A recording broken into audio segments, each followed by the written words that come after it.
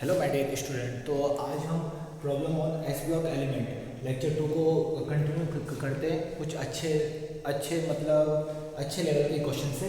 तो देखते हैं एक एक करके कि किस लेवल का क्वेश्चन हमारा इसके अंदर आता है। तो फर्स्ट क्वेश्चन इज दैट कि देखते हैं यहाँ पर पहला क्वेश्चन क्या है। Which of the second A metal oxide reacts with NaOH, ठीक है, and write the reaction possible. This is the question.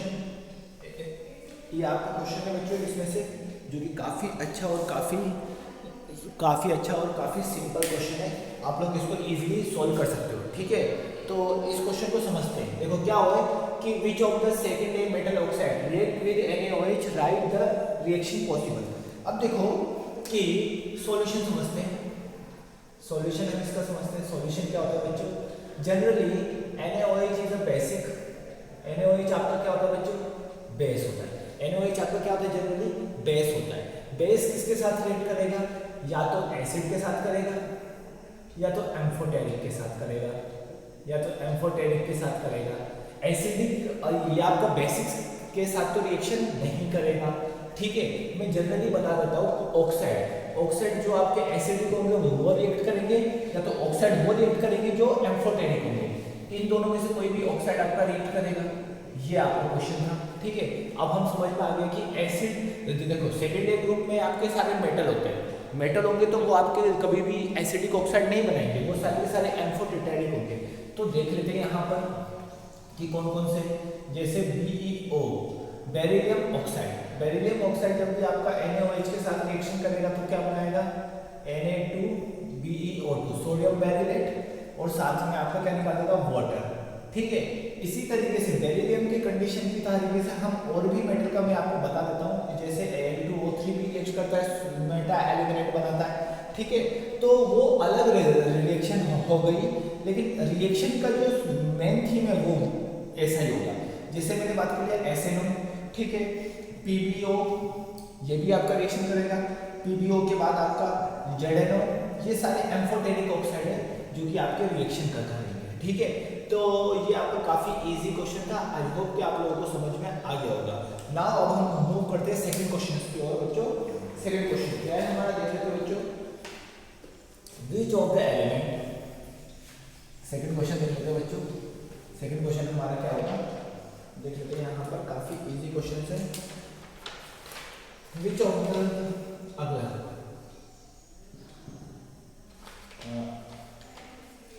which of the compound, 2 minute, हाँ, why beryllium and aluminium shows inertness मतलब inertness का मतलब वो हो गया जो आपका रिएक्शन नहीं देगा, ठीक है। सिंपल क्वेश्चन है। inertness with HNO3। अब आपसे पूछा गया है कि why beryllium and aluminium show inertness with HNO3। HNO3 के साथ बेरिलियम और एल्यूमिनियम इनर्टनेस क्यों शो करता है? रीजन आपको आना चाहिए। सॉल्यूशन आपको समझना है, ठीक है। सॉल्यूशन आपको समझना है, रीजन आपको आना चाहिए। सॉल्यूशन क्या होगा बच्चों? सॉल्यूशन इज दैट कि बेरिलियम की रिएक्शन जब मैं HNO3 के साथ करूंगा, किसके साथ करूंगा? HNO3 के साथ। जब बेरिलियम की रिएक्शन में जब HNO3 के साथ करूंगा तो यहाँ पर क्या होता है? बेरिलियम ऑक्साइड की लेयर बन जाती है। सिमिलरली जब मैं एल्यूमिनियम की रिएक्शन HNO3 के साथ करूंगा तो यहाँ पर एल्यूमिनियम ऑक्साइड की लेयर बन जाएगी, ठीक है। ये दोनों जो ऑक्साइड की लेयर बनेगी बच्चों, ध्यान से समझना, ये क्या होगा? ये आपका क्या हो जाएगा? ये एक तरीके का आपका प्रोटेक्टिव लेयर बनेगा। क्या बनेगा बच्चों? एक तरीके का आपका प्रोटेक्टिव लेयर बनेगा। प्रोटेक्टिव लेयर बनेगा मतलब बेरिलियम मेटल के चारों ओर आपका BeO बन के छूट जाए। देन प्रोटेक्टिव लेयर जो कि क्या करेगा? Which prevent further reaction with metal, metal के साथ फर्दर रिएक्शन को शो करेगा। और इसी प्रॉपर्टी की वजह से हम इस नेचर को हम इस नेचर को क्या बोलते हैं, पैसिविटी। इस नेचर को हम क्या बोलते हैं बच्चों, पैसिविटी। ठीक है, पैसिविटी। ये क्वेश्चन अक्सर पूछा गया है और ध्यान रखना जेई पॉइंट ऑफ व्यू से तो ये इंपॉर्टेंट है और नीट पॉइंट ऑफ व्यू से एलिमेंट इंपॉर्टेंट है। ध्यान से समझना, नीट पॉइंट ऑफ व्यू से एलिमेंट इंपॉर्टेंट है, JEE advance point of view से आपका रीजन इंपॉर्टेंट है। रीजन आपका जेई पॉइंट ऑफ व्यू से काफी ज्यादा इंपॉर्टेंट है, इसको थोड़ा सा ध्यान रखना। ठीक है, नेक्स्ट क्वेश्चन हम समझते हैं यहाँ पर। नेक्स्ट क्वेश्चन हमारा कौन सा बच्चों, देख लेते हैं यहाँ पर। Why the crystalline salt of second A have crystalline salt of second A have more water of crystallization corresponding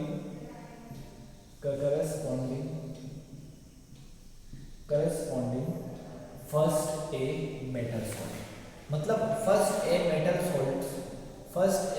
salt से ज़्यादा आपका सेकेंड ए के सॉल्ट वाटर में ज़्यादा क्रिस्टलाइन होता है। सिंपल समझना है कि ये एक्चुअली में है क्या।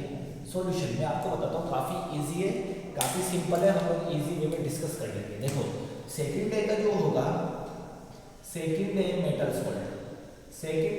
सॉल्ट के साथ मतलब XH2O बहुत ज़्यादा अमाउंट में अटैच रहेगा, लेकिन देखो फर्स्ट ए मेटल सॉल्ट के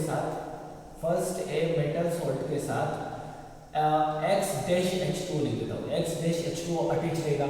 यहाँ पर बोला जा रहा है कि X-X, मतलब फर्स्ट ए मेटल सॉल्ट के साथ H2O कम अटैच होगा, लेकिन सेकेंड ए मेटल के साथ X ज़्यादा अटैच होगा।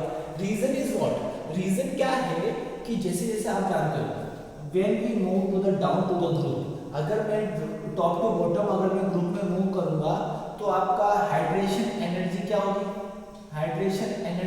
बच्चों डिक्रीज कर जाएगी, हाइड्रेशन एनर्जी डिक्रीज कर जाएगी। और when we move to the left to right to the group, then hydration energy फिर क्या कर जाएगी बच्चों, इंक्रीज कर जाएगी। हाइड्रेशन एनर्जी क्या कर जाएगी बच्चों, आपके इंक्रीज कर जाएगी। हाइड्रेशन एनर्जी आपके इंक्रीज कर जाएगी। अब पॉइंट ये है कि यहाँ हाइड्रेशन एनर्जी इंक्रीज कर रही है, यहाँ डिक्रीज कर रही है। एक्चुअली में जनरलाइज अगर मैं लिखना चाहूँ कि hydration energy equal to Q plus by R plus oblique Q minus by R minus. अब इसको मैं क्या बोल सकता हूँ इजिली, चार्ज डेंसिटी। क्या बोल सकते हो, चार्ज अगर किसी रेडिया में होगा तो उसको हम क्या बोलते हैं बच्चों, चार्ज डेंसिटी। तो यहाँ पर क्या होगा बच्चों, चार्ज डेंसिटी। अब जब यहाँ पर आपका चार्ज डेंसिटी आ गया, क्या आ गया, चार्ज डेंसिटी आ गया। अब ये चार्ज डेंसिटी क्या करेगा बच्चों, खुद से समझ सकते हो आप लोग काफी इजीली। यहाँ पर आपका चार्ज डेंसिटी आ गया, चार्ज डेंसिटी जितना ज्यादा होगा, चार्ज डेंसिटी आपका जितना ज्यादा होगा उतना ज्यादा हाइड्रेशन रेट होगा। तो देखो अगर मैंने बोला कि सेकेंड ए मेटल, तो सेकेंड ए मेटल के ऊपर क्या आता है M+2 और फर्स्ट ए मेटल के पास क्या आता है M+1। तो M+2 में ज्यादा चार्ज डेंसिटी होगा कि M+1 में, M+2 में चार्ज डेंसिटी ज्यादा होगा और M+2 में चार्ज डेंसिटी ज्यादा होगा तो उसका हाइड्रेशन एनर्जी ज्यादा होगा। इसका मतलब अगर मैं बोलना चाहूँ तो हाइड्रेशन एनर्जी किसका ज्यादा होगा बच्चों, हाइड्रेशन एनर्जी आपका M+2 का ज्यादा होगा एज कम्पेयर टू M+1। अब इसका हाइड्रेशन एनर्जी अगर ज्यादा होगा तो आपका सेकेंड ए मेटल ज्यादा अच्छे से क्रिस्टलाइन होगा। ये पॉइंट ध्यान रखना है आपको। अब सेकेंड पॉइंट ये है कि टॉप टू द बॉटम में मैं आपको एक एक्स्ट्रा पॉइंट बताता हूँ बच्चों। यहाँ पर ये थोड़ा सा जेई एडवांस के लायक क्वेश्चन था बच्चों, इसको थोड़ा सा समझ लेना है। ये आपकी जेई एडवांस के पॉइंट ऑफ व्यू से पूछा जाने वाला क्वेश्चन है बच्चों। जेई एडवांस के प्योरली एडवांस के लिए बच्चों ये थोड़ा सा आप लोग कोशिश करो, आप लोगों का कंसेप्ट और बिल्ड होगा।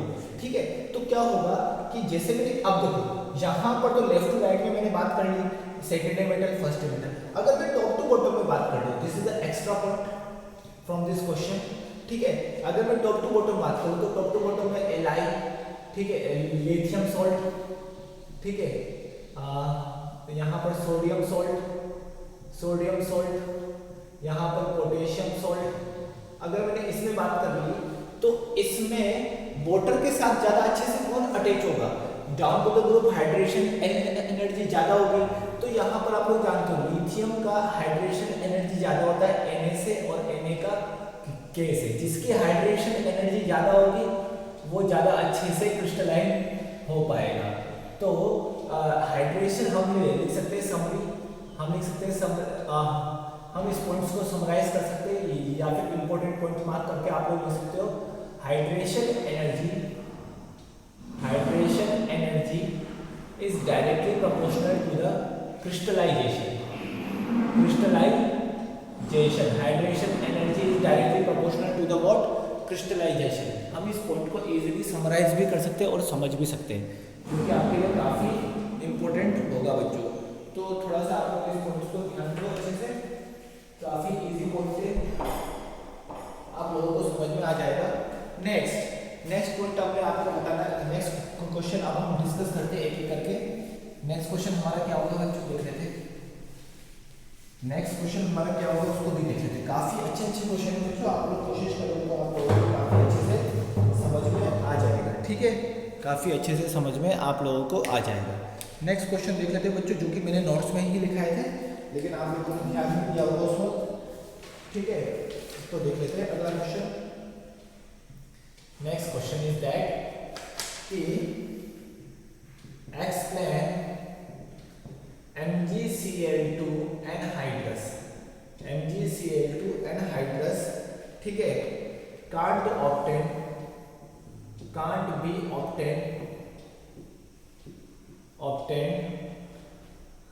be obtained by heating of MgCl2 6H2O। बहुत ही अच्छा क्वेश्चन है।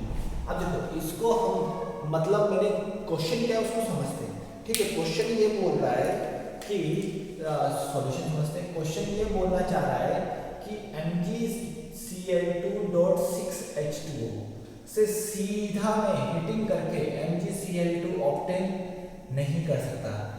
सही बात है, नहीं कर सकता। आप लोग समझ पाते होंगे कि हीटिंग करने पर, हीटिंग आ जाएगा यहाँ पर, हीटिंग करने पर क्या होता है, H2O मॉलिक्यूल आपके हट जाते हैं, MgCl2 केवल और केवल आपका बचा रहता है, ठीक है। तो हीटिंग करने पर आप लोगों को ऐसा लगेगा कि H2O हट जाएगा, MgCl2 बच जाएगा, लेकिन ऐसा नहीं है। क्या होता है कि due to the high hydration energy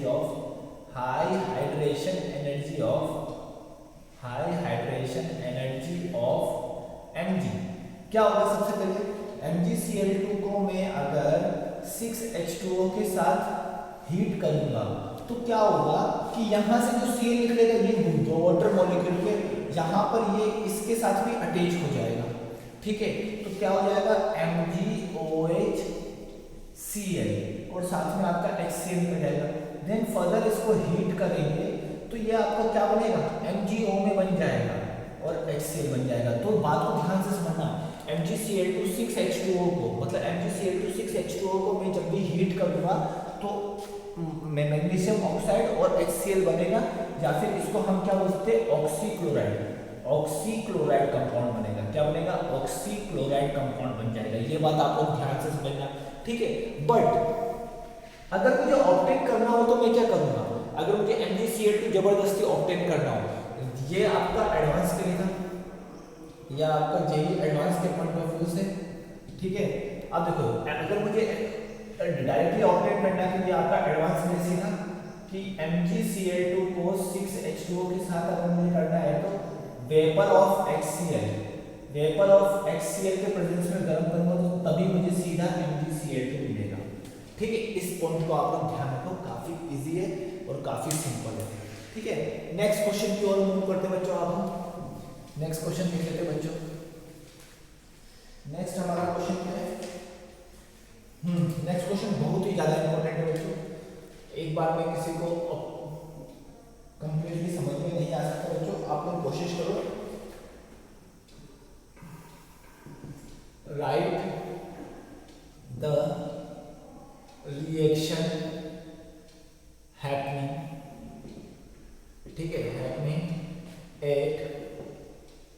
electrodes when carnallite is electrolyzed, ठीक है, obtain Mg, ठीक है। अब देखो यहाँ पर, अब इस क्वेश्चन को समझते बच्चों काफी अच्छा और काफी इजी क्वेश्चन है और काफी सिंपल भी है, लेकिन आप लोगों को कोशिश करोगे तो आप लोगों को समझ में आ जाएगा, ठीक है। तो देख लेते बच्चों इस क्वेश्चन को। क्वेश्चन क्या बोलना चाह रहा है कि अगर मैं कार्बोनाइट का इलेक्ट्रोलाइसिस कराऊंगा तो मुझे Mg ऑक्टेन होगा, बोलते हैं Mg ऑक्टेन होगा। आप लोगों को लग रहा होगा कि Mg ऑक्टेन होगा, सिंपल है। तो सबसे पहले आप लोगों को क्या लग रहा होगा मैं आपको बता देता हूँ, आप लोग क्या मिस्टेक करोगे वो मैं बता देता हूँ, बाकी तो आप लोग खुद कर लोगे अच्छे बच्चे हो। KCl MgCl2 6H2O, this is the formula of carbonite, ये आपका कार्बोनाइट का फॉर्मूला है, ठीक है। अब आपको समझ में आ रहा होगा कि यहाँ पर KCl और MgCl2 यहाँ पर दो सोल्ट है, ठीक है, दो सोल्ट है, ये दो सोल्ट है, ठीक है। दो सोल्ट में से आपको लग रहा होगा कि Mg ऑक्टेन करने के लिए MgCl2 का इलेक्ट्रोलाइसिस हो रहा होगा। अगर मुझे यहाँ पर देखो इलेक्ट्रोलाइसिस ऐसे कराते थे हम लोग, ठीक है, ऐसे कराते थे इलेक्ट्रोलाइसिस। अब आपको लग रहा होगा कि यहाँ पर MgCl2 का इलेक्ट्रोलाइसिस हो रहा होगा, नहीं, यहाँ पर KCl का इलेक्ट्रोलाइसिस होता है, ठीक है। KCl का होगा तो K प्लस और Cl माइनस जाएगा, अब Cl माइनस इसके पास जाएगा और K प्लस इसके पास जाएगा, ये मैंने बना दिया एनोड, ये मैंने बना दिया आपका कैथोड, ठीक है। या तो इस तरीके से कर लो या तो कोई और मेथड भी है इसका। एनोड पर क्या होगा, ऑक्सीडेशन होगा, एनोड पर क्या होगा, ऑक्सीडेशन होगा, कैथोड पर क्या होगा, रिडक्शन होगा। और रिडक्शन का मतलब क्या होता है, रिडक्शन का मतलब गेन ऑफ इलेक्ट्रॉन, और ऑक्सीडेशन का मतलब क्या होता है, लूज ऑफ इलेक्ट्रॉन, मतलब इलेक्ट्रॉन का लूज करेगा। अब देखो यहाँ पर इलेक्ट्रॉन का लूज कौन करेगा, जिसके पास ज्यादा इलेक्ट्रॉन रहेंगे, मतलब में एनोड पर क्या होगा, Cl माइनस आपका एक इलेक्ट्रॉन को रिलीज करेगा, तो यहाँ पर दो इलेक्ट्रॉन को रिलीज करेगा तो Cl2 बन जाएगा। और अगर मैं कैथोड की बात करूंगा तो कैथोड पर क्या होगा, K प्लस आपका इलेक्ट्रॉन को ऑक्टेन करेगा, तो यहाँ पर 2K बना देगा, ठीक है। लेकिन अभी ऐसा नहीं हुआ, अब क्या होगा बच्चों, यहाँ पर जो ये 2K है, यहाँ पर जो मुझे पोटेशियम मिला है, इंपॉर्टेंट पॉइंट इज दैट कि पोटेशियम जो होगा वो MgCl2 में से Mg को हटा देगा और खुद आ जाएगा KCl और Mg। ये आप जानते हो displacement reaction, single displacement reaction, जो कि मैंने आपको पढ़ाया था, क्योंकि reactivity of K is much higher than reactivity of magnesium. I hope so कि आप लोगों को बहुत अच्छे से समझ में आ गया होगा किस तरीके से हम इस क्वेश्चन को डील करेंगे, ठीक है। काफ़ी इजी क्वेश्चन है, काफ़ी सिंपल क्वेश्चन है, आप लोग कोशिश करोगे तो आप लोगों को काफ़ी अच्छे से समझ में आ जाएगा, ठीक है। अब हम चलते हैं बच्चों नेक्स्ट क्वेश्चन पे, नेक्स्ट क्वेश्चन देख लेते हैं बच्चों, ठीक है। नेक्स्ट क्वेश्चन देख लेते हैं बच्चों, नेक्स्ट क्वेश्चन देख लेते हैं बच्चों। आप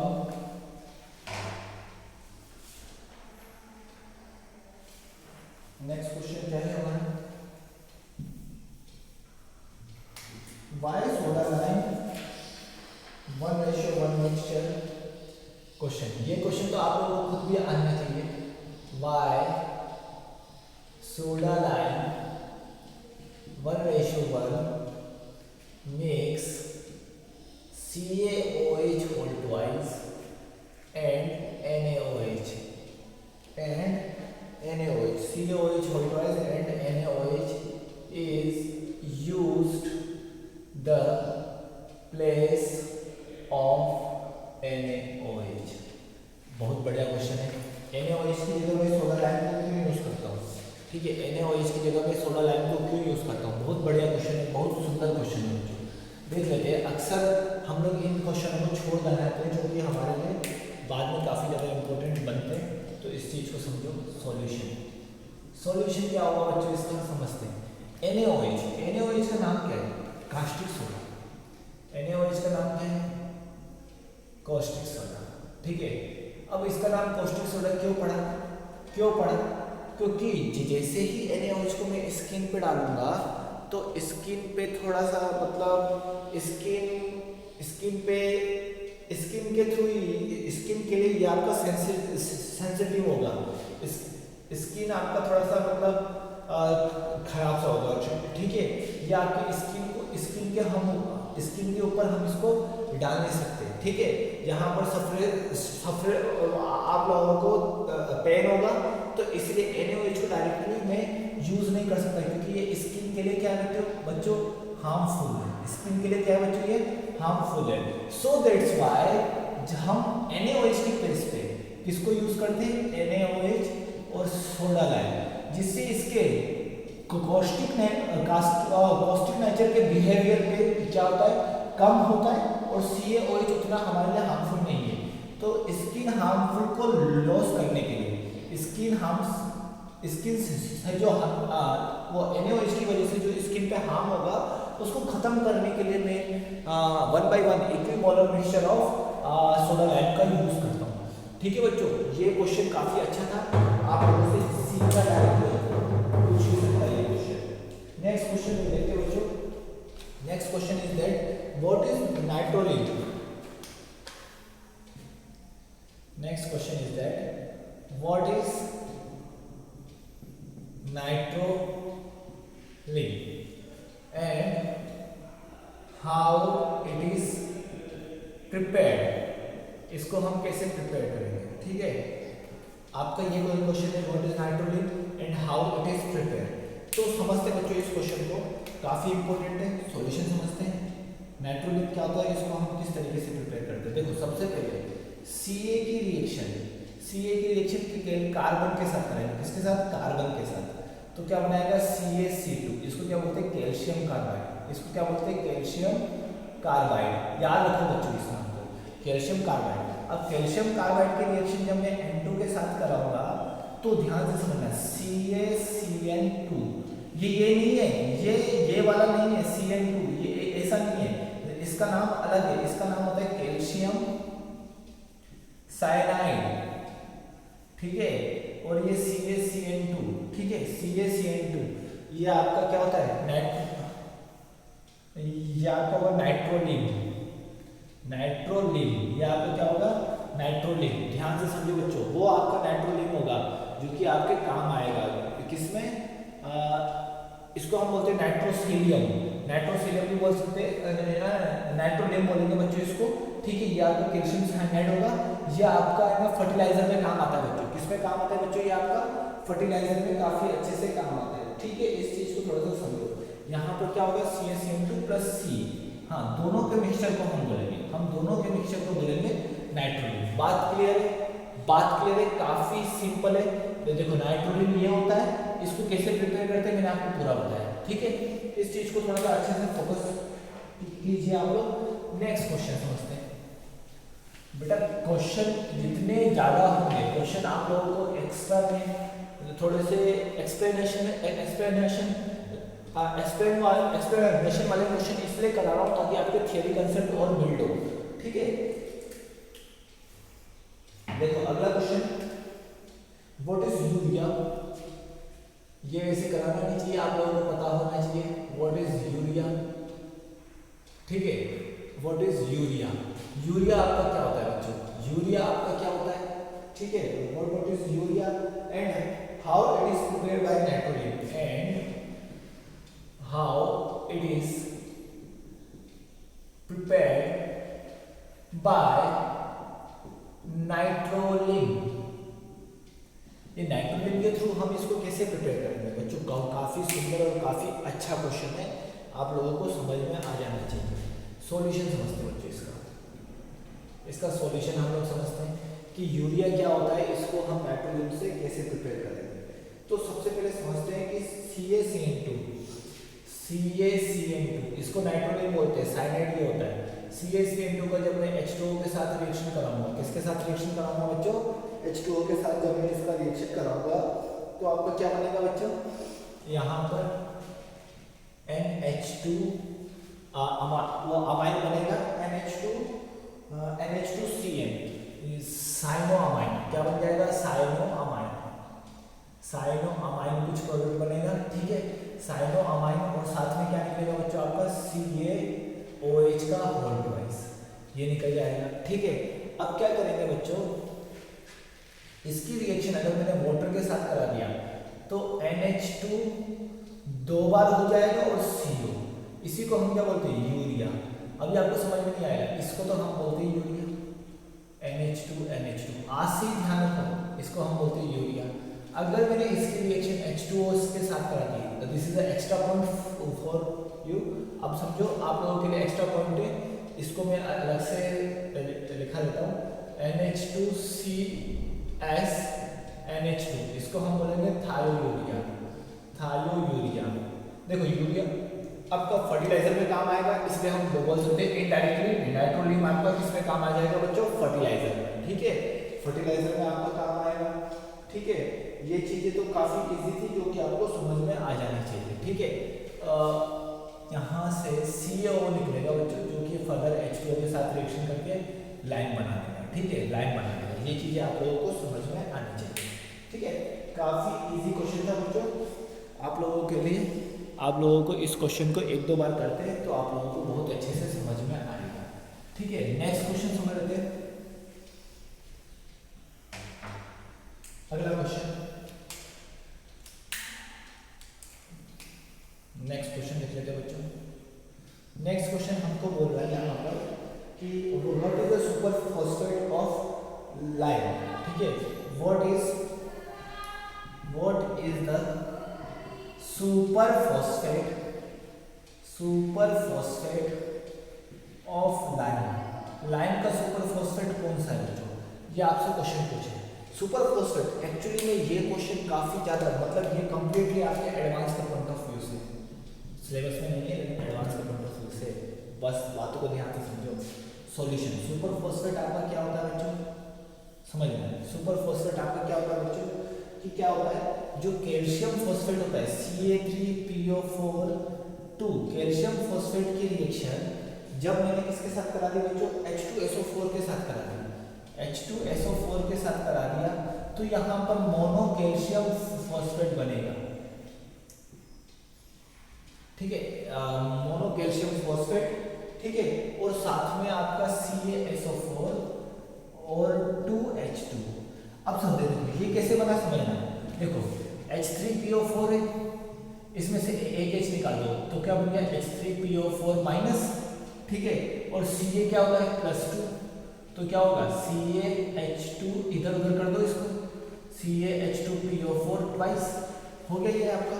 इसी को हम क्या बोलते हैं, सुपर फॉस्फेट, इसी को हम क्या बोलते हैं, सुपर फॉस्फेट, ठीक है। वैसे सुपर फॉस्फेट दो टाइप के होते हैं बच्चों, लेकिन आपको एक ही टाइप के पढ़ने, सुपर फॉस्फेट बस आपको जानना है, बहुत सारे टाइप के सुपर फॉस्फेट होते हैं लेकिन आपको जानना है, यही आपका क्या होता है, सुपर फॉस्फेट होते हैं, यही दोनों।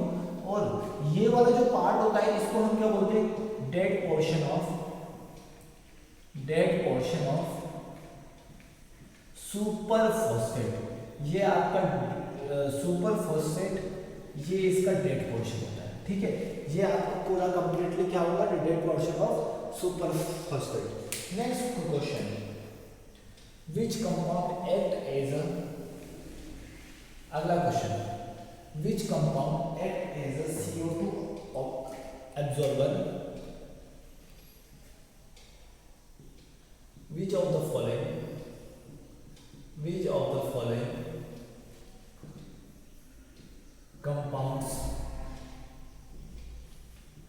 act as CO2 absorber, ठीक है।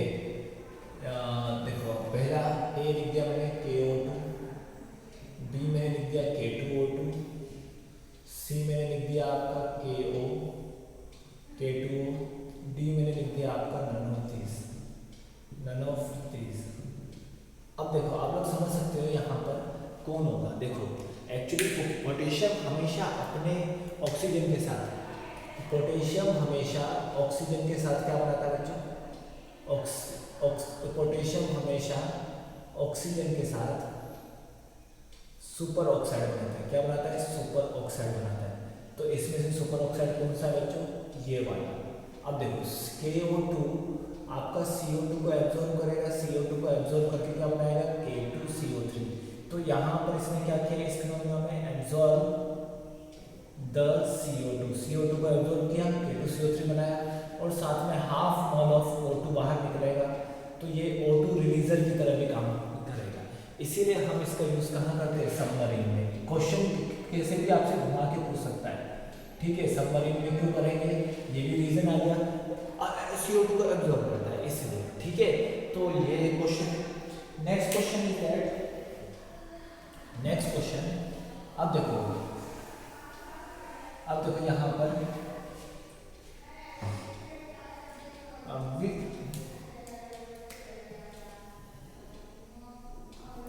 why lithium and magnesium show some similar properties?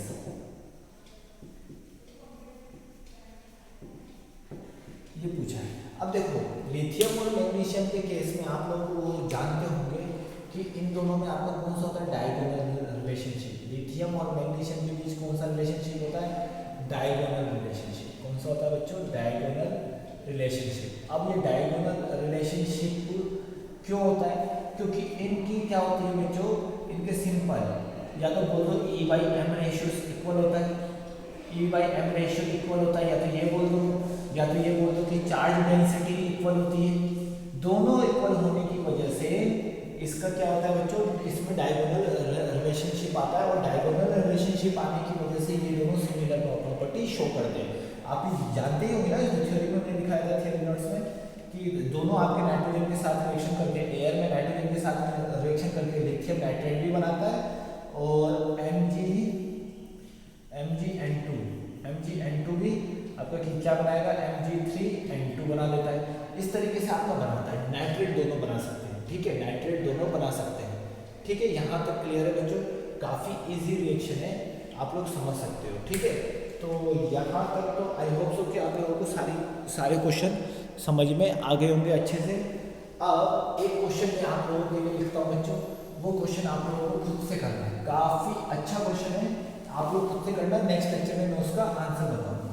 Next lecture में मैं उस क्वेश्चन का आंसर दूंगा, ठीक है। तो देखो ये क्वेश्चन क्या है, आपको क्वेश्चन के कंपाउंड बताने हैं बस, ठीक है। ऐसे ही आप क्वेश्चन बचेंगे सारे। उस क्वेश्चन को हम देख लेंगे। क्वेश्चन ए कंपाउंड है जो कि H2O कोल्ड H2O के साथ रिएक्ट करके कलरलेस सॉल्यूशन बना रहा है। कौन सा? कलरलेस सॉल्यूशन बना रहा है। और यहाँ पर B के साथ गैस है, ठीक है।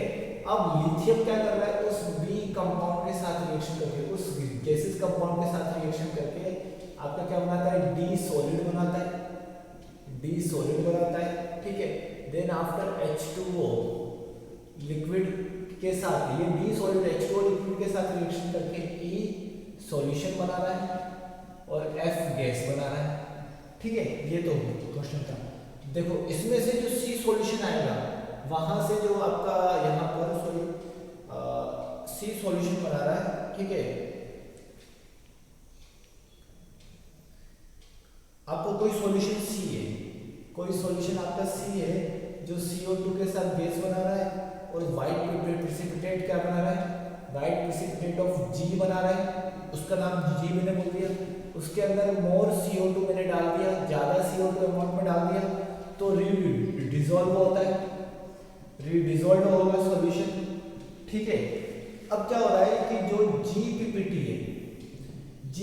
है वो HCl के साथ, कॉन्सेंट्रेटेड HCl के साथ रिएक्शन करके रेड कलर बुनसन फ्लेम टेस्ट दे रहा है, ठीक है। G और C आपस में मिक्स होकर 200 डिग्री सेल्सियस पे आई कंपाउंड बना रहे हैं जो कि आपके कौन से कलर का है बच्चों? व्हाइट कलर का है। और यहाँ पर N2 के साथ मिक्स होकर ये आपका क्या बना रहा है, सॉलिड बना रहा है, ये कोई सॉलिड बना रहा है, दिस इज अ क्वेश्चन, ये कोई सॉलिड बना रहा है। तो ये पूरा क्वेश्चन है बच्चों जो कि आप लोगों को एज अ होमवर्क आज करना है, ठीक है। ये क्वेश्चन एज अ होमवर्क करना है, ठीक है। कल मैं इसी टाइप के 3-4 क्वेश्चन दूंगा, आप एक बार ट्राई करो, फिर आप लोगों को थोड़ा सा कंसेप्ट याद होंगे, रिएक्शंस याद होंगे। आप इस क्वेश्चन को 1-2 बार ट्राई करो, ऐसे में वो 10-12 क्वेश्चन दूंगा जिससे आप लोगों के सारे कंसेप्ट क्लियर हो जाएंगे, रिएक्शन सारी याद हो जाएंगी। आई होप सो कि आप लोगों को आज का लेक्चर समझ में आया होगा। और इनऑर्गेनिक को याद करने का सिंपल तरीका है कि आप उसको डेली टू डेली रिपीट करो, जितना ज़्यादा रिपीट करोगे उतना ज़्यादा आपका इनऑर्गेनिक स्ट्रॉन्ग होगा, जितना ज़्यादा आप बीच में छोड़ दोगे जितना ज़्यादा उससे आप लैग करोगे, मतलब आप उसको छोड़ दोगे बीच में, लैगिंग उसमें डेवलप होगी, तो समझ लेना कि आपका इनऑर्गेनिक वीक होता जा रहा है। इनऑर्गेनिक को स्ट्रॉन्ग करने का एक ही रीज़न है, एक ही तरीका है, daily to daily revise, daily to daily revise, daily point of base पे आपको रिवाइज करना है। इस क्वेश्चन का सॉल्यूशन आप लोग मुझे स्क्रीनशॉट खींच के भेजिएगा बच्चों, मतलब फोटो खींच के आप लोग भेजना अगर आपने सॉल्व कर लिया हो। आई होप सो कि सारे बच्चे सॉल्व कर लेंगे, कोशिश करो, नहीं आएगा मैं बताऊँ, ठीक है। ये काफ़ी अच्छा क्वेश्चन था बच्चों, आप लोग इसकी कोशिश करो, 3-4 बार करोगे तो आप लोगों को समझ में आ जाएगा, ठीक है। आज के लिए बच्चों इतना का काफ़ी है। नेक्स्ट लेक्चर में मैं और भी अच्छे क्वेश्चन लेके आऊँगा जो कि आपको इनऑर्गेनिक के कंसेप्ट को और स्ट्रॉन्ग करते जाएंगे, ठीक है। आई होप सो कि आपको आज का लेक्चर समझ में आया होगा। So thanks for watching this.